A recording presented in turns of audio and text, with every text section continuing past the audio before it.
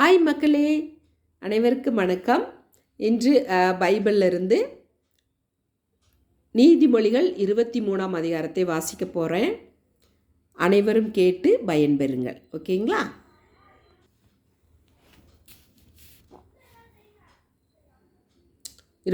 நீதிமொழிகள் 23ஆம் அதிகாரம். நீ ஒரு அதிபதியோட போஜனம் பண்ண உட்கார்ந்தால் உனக்கு முன்பாக இருக்கிறதை நன்றாய் கவனித்துப்பார். நீ போஜன பிரியனாயிருந்தால் உன் தொண்டையிலே கத்தியை வை. அவனுடைய ருசியுள்ள பதார்த்தங்களை இச்சியாதே, அவைகள் கள்ள போஜனமாமே.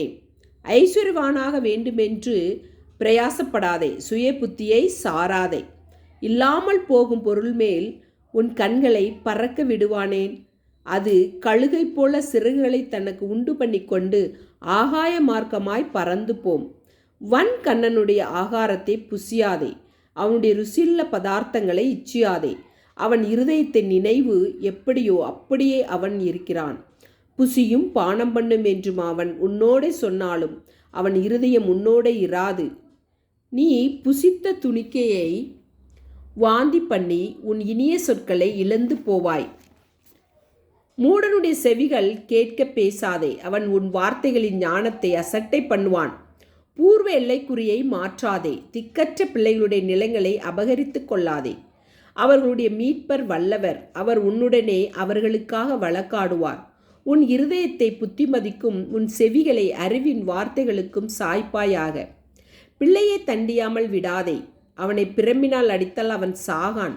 நீ பிரம்பினால் அவனை அடிக்கிறதினால் பாதாளத்துக்கு அவன் ஆத்துமாவை தப்புவிப்பாயே. என் மகனே, உன் இருதயம் ஞானமுள்ளதாயிருந்தால் என்னிலே என் இருதயம் மகிழும். உன் உதடுகள் செம்மையானவர்களை பேசினால் என் உள்ளந்திரியங்கள் மகிழும். உன் மனதை பாவிகள் மேல் பொறாமை கொள்ள விடாதே. நீ நாடோடும் கர்த்தரை பற்றும் பயத்தோடிரு. நிச்சயமாகவே முடிவு உண்டு, உன் நம்பிக்கை வீண் போகாது.